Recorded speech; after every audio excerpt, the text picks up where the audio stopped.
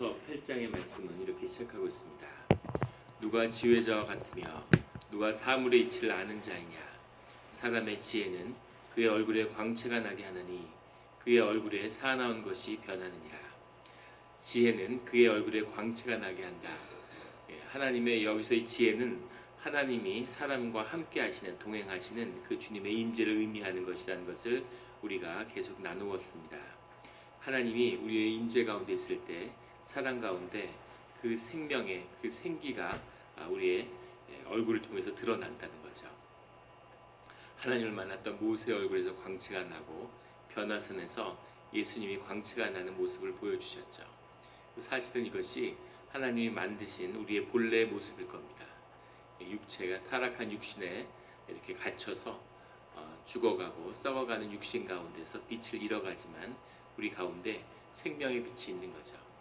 그래서 주님의 임재와 주님의 성령이 함께할 때, 그리스도의 영이 우리의 심령 가운데 함께할 때, 그것이 우리의 삶을 지배하고 우리의 삶 가운데 드러날 때 그것이 광채가 되는 거죠. 신앙생활 하시면서 그런 경험을 하셨을 거예요. 정말 사람에게서 광채가 나는구나. 광채가 나는 거죠. 그 사람에서 빛이 나는 것처럼 그런 경험들을 아마 해보셨을 겁니다. 그것이 사람의 본성이 하나님이 지으신 형상이 드러나는 것이겠죠. 우리 가운데 죄와 분노와 욕구와 욕심과 시기와 질투와 온갖 것들이 우리 마음속에 있지만 그것들을 다루어지고 우리 안에 있는 내면에 있는 깊은 천사가 선한 것이 아름다운 것이 우리의 삶에서 전면화될 때 그것을 지혜는 그의 얼굴에 광채가 나게 한다고 고백하는 그것을 보는 거죠. 그 가운데에서 주님을 보는 겁니다. 광채가 나는, 얼굴에서 광채가 나는 우리 성도님들이 되시기를 예수 그리스도의 이름으로 축원합니다. 새벽 기도를 계속 드리고 기도하는 삶을 살면 얼굴에서 광채가 나야죠. 늘 미소가 있고 평화가 있고 온유함이 있고 그런 광채가 나는 우리 삶의 자리가 되기를 원합니다. 그의 얼굴에 사나운 것이 변하느니라. 우리 세상에서도 그런 이야기를 하죠. 나이가 40이 넘으면 자기 얼굴에 책임을 져야 된다. 그런 얼굴이 형태가 예쁘고 예쁘지 않고 이런 것이 아니라 그의 인품이 주님 안에서 변화된 성품이 얼굴을 향해서 드러나야 되는 거죠. 그래서 얼굴을 보면은 사실은 그 마음도 알 수 있는 거죠. 얼굴에 사납고 뭔가 막 적대감이 있고 뭔가 꼬인 것이 있고 그래서는 안 되고 그 얼굴 가운데 평화와 기쁨이 느껴져야 되는 거죠. 그래서 사실은 영과 육이 하나이기 때문에 영이 변화되면 육이 변화되는 겁니다. 그 변화된 삶의 영광이 드러나는 우리 모두가 되기를 예수 그리스도의 이름으로 축원합니다. 2절에 내가 권하노라 왕의 명령을 지키라 이미 하나님을 가리켜 맹세하였음이니라. 이 말씀은 앞에 얼굴에 광채가 나게 되는 하나님의 임재를 어떻게 지킬 수 있는지 지혜를 지키는 방법에 대한 말씀입니다. 그 지혜가 주님의 임재가 함께하는 비밀이 어디에 있냐면 왕의 명령을 지키는 것에 있다는 거죠. 그래서 주님께 순종하는 것, 순종이 제사보다 낫다고 하는 그런 사무엘서의 고백에 나오는 것처럼 우리의 신앙의 중심, 임재의 중심은 주님의 명령을 순종하는 거죠. 순종, 늘 그 순종을 주님이 우리에게 가르치시고 이 순종이라는 것이 우리 마음 가운데 그리스도의 영이 임해 있죠.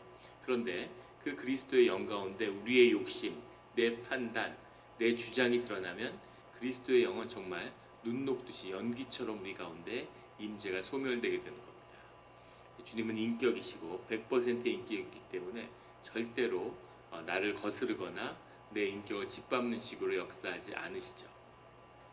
그래서 우리가 자원하는 심령으로 원할 때 주님을 간절히 바랄 때 그럴 때 주님이 존중받음으로 주님의 판단과 명령이 100% 존중될 때 주님의 말씀이 우리 가운데 임하는 거죠. 내가 주님의 음성을 한번 들어보고 순종할지 순종하지 않을지 결정해야지. 그런 사람은 일생에 단 한순간도 주님의 음성을 들을 수 없습니다. 주님의 음성을 100% 순종하겠다고 하는 그 마음이 있을 때 주님의 음성이 우리 마음 가운데 임하는 것이죠. 그 음성이 임하는 것이라는 의미는 곧 우리가 그 음성에 순종한다는 뜻이 담겨 있는 거죠. 아주 작은 것. 예전에 제가 수도원에 있을 때 만났던 한 집사님은 그런 고백을 하세요. 요구르트를 사러 갔는데 이걸 살까 저걸 살까 그걸 놓고서 기도한다는 거예요. 들으면서 이거 좀 심하지 않느냐. 아무거나 먹으면 되지 뭐 그런 것까지 기도를 하나. 그때 거기 원장으로 계셨던 원장님으로 계셨던 목사님이 계신데 못을 박는데 못을 며칠 지나도 못을 못 박는 겁니다. 그래서 어디에 박아야 되는지 그걸 계속 기도하는 거죠. 그래서 그때는 그걸 보면서 아니 어디 일단 박아보고 또 마음에 안 들면 다시 박으면 되지 뽑아서 액자를 걸어야 되는데 그걸 계속 놓고 기도하는 거예요. 저렇게 삶이 무기력하면 어떻게 살아가나 그런 생각이 들었습니다. 그런데 시간이 지나면서 깨닫게 된 것은 무엇이냐면 왜 그렇게 하는지 그 이유를 알게 된 거죠. 하나님의 음성이 점점 작아지는 겁니다. 기도를 많이 하고 신앙생활을 오래 하면 하나님의 음성이 점점 커질 것 같죠. 그럼 무슨 문제가 있겠습니까? 그런데 점점 음성이 작아지는 거죠. 하나님에게 합한 우리의 삶을 주님이 구하시는 거기 때문에 음성이 점점 적어져요. 우리가 자녀를 키워도 그렇죠. 어렸을 때 초등학교 다닐 때는 애 깨울 때 소리를 고래고래 질러서 깨우지만 고등학생 되면 그렇게 소리를 지르지 않지. 지를 필요도 없고 질러서도 안 되고 자기가 할 일을 알아서 잘 해야 되는 거죠. 초등학교 때 너 숙제했니? 숙제 가져와 봐라. 그리고 검사도 하고 심지어 같이 해주기도 하고. 근데 고등학생이 되면 숙제했냐고 물어보지도 않죠. 자기가 알아서 해야 되는 거죠. 그것처럼 신앙이라는 것도 생명이 자라나가면 거기에 걸맞는 자기의 삶의 자리가 있는 거죠. 그래도 점점 하나님의 음성은 작아지는데 그 작은 것 하나에 순종할 때 하나님의 음성의 다음에 주님의 음성과 임재를 붙잡을 수 있는 겁니다. 그래서 작은 것에 순종하는 것, 작은 목소리에 순종하는 것, 이것이 임재의 비밀이라는 사실을 알게 되는 거죠. 이것을 아는데도 주님의 임재를 놓칠 때가 많습니다. 그것이 주님과 함께 길을 걸어간다는 것이 쉬운 일이 아니라는 것을, 물론 그 길을 걸어가지 않는다고 해서 주님이 우리를 버리거나 우리가 구원을 받지 못한다는 의미는 아니죠. 하지만 주님의 임재와 그 인도하심을 받아서 살아간다는 것이 얼마나 복된 것이고 하늘의 상급이 큰 것인가를 경험하는 자만이 그 길을 걷게 되는 거죠. 이것이 임재의 비밀이고 얼굴에 광채가 나는 비밀임을 전도자는 고백하고 있습니다. 전도자 얼굴은 광채가 났을까요?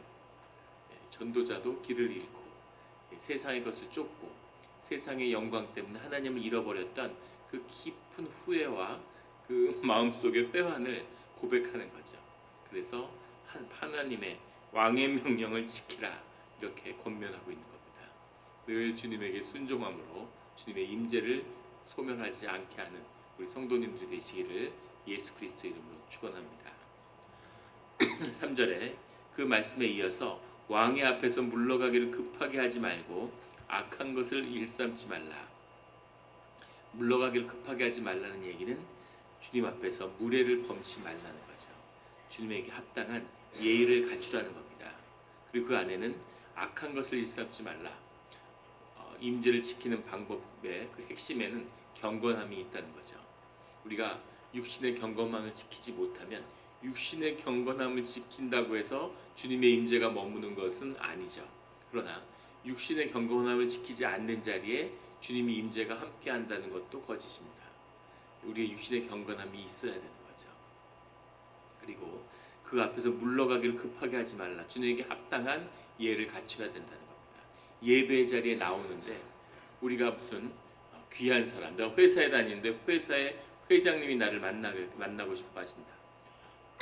약속을 잡고 나가는데 거기에 늦게 가거나 또는 만남을 하는데 중간에 나오거나 그런 사람은 아무도 없겠죠. 아마 미리 가서 기다릴 거예요. 제가 아는 집사님이 있는데 게임 회사를 하세요. 회사에 다니다 나와서 게임 회사를 하는데 게임 회사가 아주 잘 돼서 뭐 아주 돈도 잘 벌고 정말 뭐 잘 사는데 그런데 이분이 그건 아무것도 아니라는 거예요. 그 게임 업계에서는 뭐 그 나이가 30대인데 젊은 청년이죠. 그러니까 근데 그 게임 회사를 팔아가지고 몇 헌드레드 밀리언을 버는 사람들이 흔히 있다는 겁니다. 본인도 그런 꿈이 있는 거죠. 근데 그걸 무슨 구글이나 야후 같은 큰 회사에 파는데, 이분의 그 게임 회사에 직원 16명이 있는 작은 회사인데 건물도 없어요. 스타벅스에서 일하고 다 자기 집에서 일하다가 회의할 때만 호텔을 잡아서 모여서 무슨 회의를 하고 보면 신기하다. 회사가 건물도 없고 사무실도 없이. 그런데 야후라는 회사가 그 게임 회사에 관심이 있다는 거죠. 그래서 두 달 뒤에 4월인데 6월에 그 야후의 CEO가 한번 전화를 할 거다는 연락을 거기에 있는 간부한테 받은 거죠. 그래서 그 전화기를 한 대 사고 그 회장과 통화하기 위해서 전화기 선을 하나 오픈한 거죠. 그래서 그것은 그 전화기와 그 선은 오직 한 통의 전화를 위해서 존재한다는 거예요. 근데 그걸 항상 가지고 다니고 혹시 그 CEO가 마음이 변해서 갑자기 전화하거나 이럴지도 모르니까 그 전화기를 항상 그 하나를 갖고 다닌다는 거죠. 잘 때도 머리맡에 두고 자고 그 전화 한 통을 기다리면서 그렇게 살고 있다는 얘기 듣고 아주 재밌게 웃었던 기억이 납니다. 회사를 팔아야 될지 몰라서 그런 큰 기업의 CEO가 한번 전화하겠다고 하는데 그 전화선을 따로 개통하고 전화기도 새로 사가지고 그걸 24시간 갖고 있는 거죠. 자, 그런데 하나님이 우리를 만나겠다고 하는 것이 예배의 자리인데 예배에 늦게 오는 거죠. 예배 때 와서 예배에 앉아서 잡담하는 거죠. 옆에 사람하고 친교하고 이야기 나누고, 그것은 사실은 하나님의 임재를 전혀 경험하지 못하고 임재를 믿지 않기 때문입니다. 종교의 행위, 그냥 종교를 예배를 흉내내는 거지 그건 예배가 아닌 거죠. 그런 곳에 하나님의 임재가 있을 수 없는 겁니다. 연기처럼 사라져 버려요. 예배에 하나님의 임재가 전혀 없기 때문에 아무 삶의 능력이, 신앙의 능력이 나타나지 않는 거죠. 그런 예배를 흉내내면 교회가 교회됨을 잃어버립니다. 교회가 아무 신앙의 능력이 없기 때문에 세상과 사람들이 다 교회를 업수히 여기게 되죠. 우리의 마음 깊은 곳에서도 교회를 업수히 여기게 돼요. 교회 뭐 주인도 없고 무주공산인데 와서 내 마음대로 하고, 아이들이 와서 막 뛰어다니고 소리 지르고 막 뛰어다니는데 부모가 그것을 제지하지 않는 겁니다.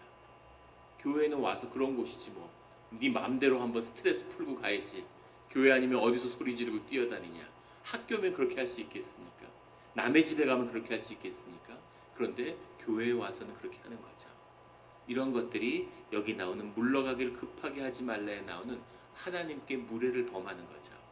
이것이 우리의 신앙의 자리에서 흔히 볼 수 있는 모습입니다. 이런 무례를 가지고는 주님의 임재를 붙들 수 없다는 거죠. 하나님을 만나는 그런 마음으로 주님 앞에서 견공과 예의를 갖추는 우리 모두가 되기를 예수 그리스도의 이름으로 축원합니다.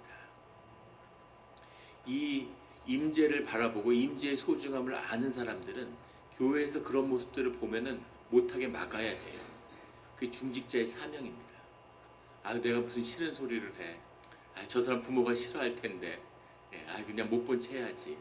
이것은 임재의 소중함을 모르는 거예요. 똑같은 겁니다. 그것이 얼마나 귀한 것인지 아는 사람들은 그것을 지키기 위해서 최선을 다할 수밖에 없는 거죠. 그 안에 교회의 생명과 비밀이 있기 때문이에요.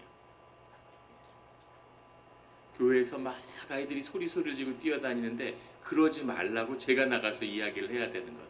그건 교회가 완전히 무너져 있다는 사실인 거죠. 그런 일이 있어서도 안 되지만 있어서도 누가 봐도 그러면 안 된다고 얘기하고 권면할 수 있어야 됩니다. 내 자식이라고 생각해야 되는 거죠.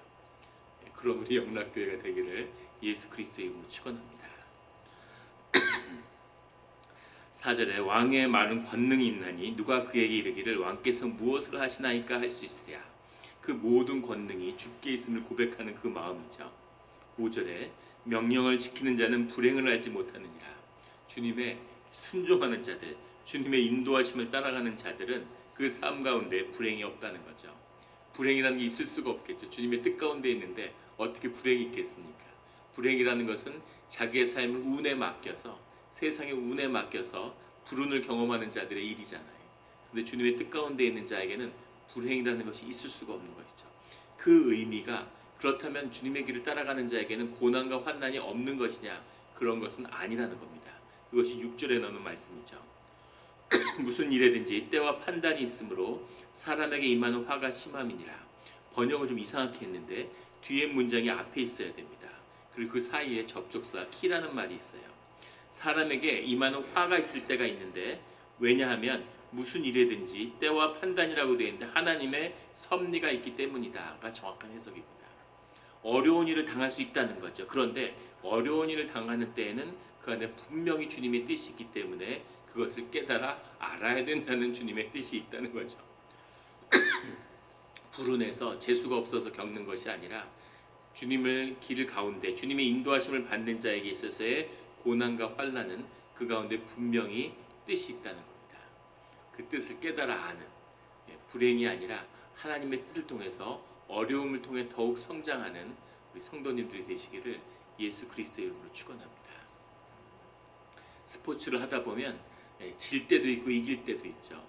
근데 정말 훌륭한 팀이 되느냐 그렇지 않느냐를 결정하는 것은 승리했을 때가 아니라 패배했을 때라고 그러죠. 군대도 마찬가지라는 겁니다. 정말 훌륭한 군대가 되느냐 그렇지 않느냐, 오합지졸이 되느냐의 경계는 승리할 때 있는 게 아니라 패배할 때 있다는 거죠. 승리할 때는 뭐 누구나 다 좋고 무슨 문제가 있겠습니까? 뭐 승승장구하고 기세가 오르는 거죠. 그런데 패배할 때 군대가 실수와 정연하게 훈련 받은 대로 규율을 지키면서 후퇴할 수 있는지, 그런 군대는 큰 피해를 보지 않고 패배를 통해서 더 성장하는 거죠. 그런데 그럴 때 막 도망가고 등을 보이고 흩어지고 이런 건 크게 패할 뿐 아니라 전쟁에서 배우는 게 없는 거죠. 지고 이기는 게 아니라 저도 어떻게 지느냐, 질 때에도 최선을 다하고 패배 속에서 배우는 게 있어야 되는 거죠.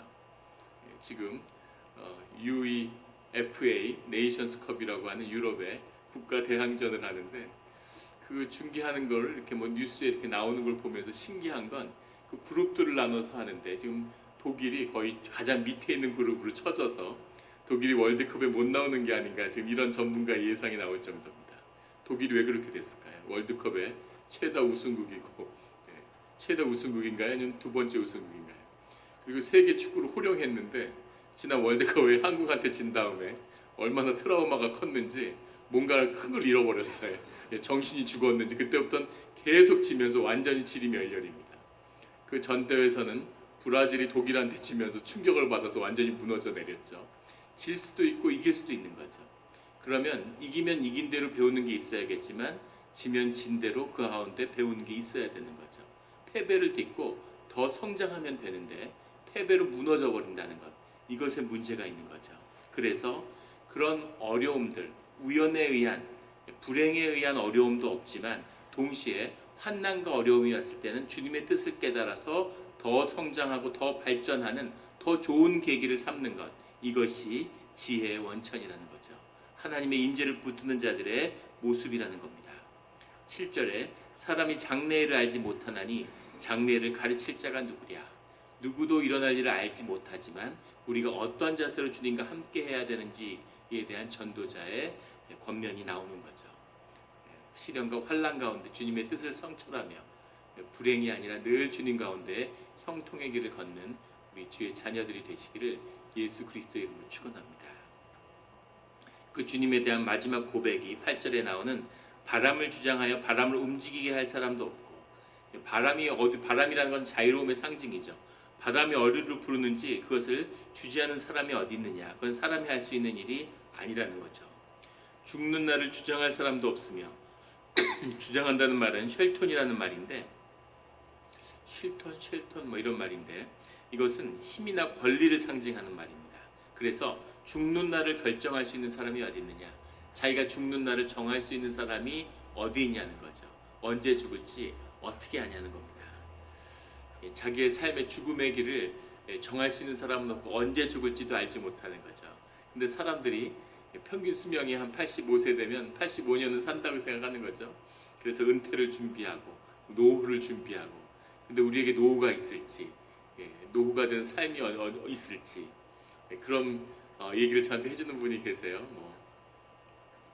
애들 다 키우고 나면 지금은 정신없어서 모르지만 그때가 되면 진짜 외로운데 어떡하려고 그러느냐고. 근데 그때까지 살아있을지 그 뒤에 삶이 기다리고 있을지 누가 압니까? 예, 그 순간에 그 현실에 항상 희열에 나온 거죠. 지금 여기를 사는, 오늘에 충실하게 사는 것, 이것이 지혜인 거죠. 오늘 하루를 충실히 사는 우리 성도님들이 되시기를 주의 이름으로 축원합니다. 내일을 걱정하는 것은 염려고 불신입니다. 오늘을 사는 거죠. 믿음으로. 전쟁할 때를 모면할 사람도 없으니, 전쟁할 때를 모면한다는 말은 뭐냐면 이 모면이라는 것은 군을 면제받는다는 뜻입니다. 이스라엘은 독특한 전통이 있는데 결혼하고 1년이 되지 않은 사람은 군 전쟁이 났을 때 징집하지 않아요. 그 당시 전쟁에 나간다는 건 진짜 비참한 일이죠.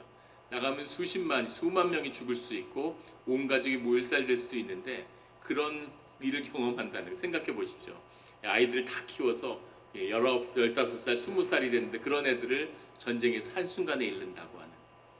예전에 한 전쟁 다큐멘터리를 보는데 미국의 가족 이야기예요. 자식 4명이 2차 대전에 징집돼서 다 죽었습니다. 거기서 모티브가 돼서 라이언 일병 구하기, 그것도 실화에 기반하고 있다고 그러죠. 얼마 그 부모의 마음은 어떤 것이겠어요. 그런 전쟁이 아주 비참함이 있는데 거기서 모면할 수 있는 사람은 결혼하고 1년이 안 되는 거죠. 우리 일제시대 때 강제징용을 피하기 위해서 위안부 징집을 피하기 위해서 이제 결혼들을 막 했다 그러죠. 결혼들을 하는 거죠. 제가 예전에 만났던 권사님도 부산 분인데 함경도 남자하고 결혼을 했어요. 그래서 어떻게 그 시절에 부산 분이 함경도에 있는 분하고 연애를 했냐고. 그러니까 결혼식 날까지 남편 얼굴 한 번도 못 보셨대. 위안부로 막 강제 징집을 하니까 그걸 피하기 위해서 급히 결혼을 해야 되는 거죠. 그래가지고 이렇게 결혼 안 한 처녀들을 팀을 짜가지고 그 중매장이 이제 할머니가 그걸 이끌고 투어를 하는 겁니다. 결혼 투어를. 그래서 쭉 부산부터 돌고 경남을 돌고 호남으로 해가지고 쭉 돌면서 올라가는데 그 권사님 말하면 얼굴이 반반한 처자들은 벌써 얼굴이 진짜 반반했으면 부산을 떠날 일도 없었겠죠. 경남, 호남, 대전 이쯤 가면 다 결정이 되는데 이분은 당신 말을 그대로 비하면 얼굴이 박색이라 함경도까지 올라가셨는데 짝이 없는 거죠. 결국 함경도에 가셔서 마지막에 결혼을 하신 거예요. 가슴 아픈 민족사의 비극이죠. 그런데 그런 일들이 그때도 있었다는 거죠. 군대를 안 가기 위해서 가면 죽으니까 결혼을 하는 거죠. 그런데 언제 전쟁이 날 줄 알고 언제 결혼을 하겠습니까? 결혼이 날 줄 알았는데 안 날 수도 있고 전쟁이 전혀 날 일이 아닌데 나는 경우도 있고 미국은 이란하고 전쟁을 할 것처럼 지난 10년 동안 으르렁거리고 있는데 전쟁이 안 나죠. 이라크는 도대체 왜 쳐들어갔는지 지금도 이 역사의 미스테리죠. 시아파가 중동을 지배하는 걸 막기 위해서 미국의 대리인처럼 맞죠? 수니파의 그 이해를 대변해서 이란하고 8년 동안 전쟁을 하고 세속주의, 미국의 신정 일치 체제를 막기 위한 그런 보루 같은 것이었는데 그것을 미국이 스스로 무너뜨렸어요. 그래서 완전히 그 시아파가 그 이라크 전체를 다 장악하고 있죠. 지금도 이란이 미국에 보복을 하면 이라크에서 아마 하게 될 거다 이런 이야기가 있는데 어떻게 그렇게 어리석은 전쟁을 했을까? 누가 알겠습니까? 그런데 그런 전쟁이 일어나는 거죠. 어떤 전쟁은 예측 못했는데 일어나기도 하고 어떤 전쟁은 일어날 것 같은데 안 일어나기도 하고 그것을 누구도 사람이 결정하는 일이 아니라는 거죠. 사람이 결정할 수 있는 일이 아니라는 것은 우리가 그 모든 것을 하나님께 맡기고 하나님의 뜻에 따라 오늘을 사는 것, 이것이 지혜의 중심이고 근본임을 말씀하고 있는 겁니다. 그 지혜를 붙드는 우리 모두가 되기를 예수 그리스도 이름으로 축원합니다. 기도드리겠습니다.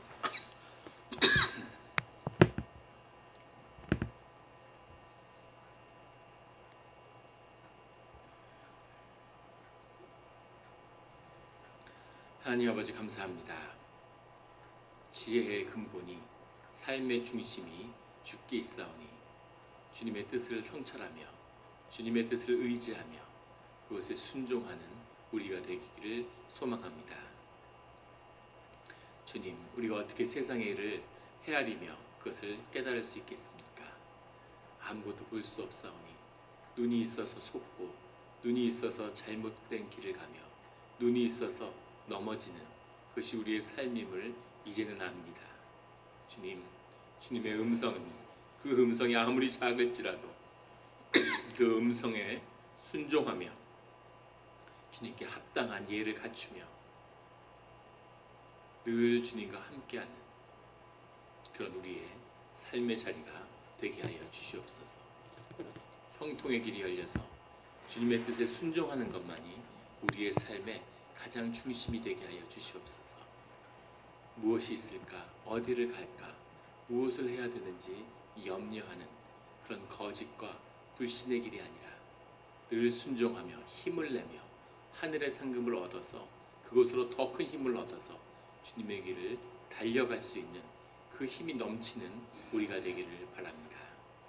그 길을 여는 새벽의 기도가 되게 하여 주시고 이 기도의 자리에 하나님 기름 부으셔서 우리가 기도를 통해서 간구하며 기도를 통해서 소원하는 그 가운데 주님의 뜻을 만나 주님의 뜻 가운데 우리의 길이 열리는 그런 기도의 자리가 되게 하여 주시옵소서. 감사드리며 예수 그리스도의 이름으로 기도드렸습니다.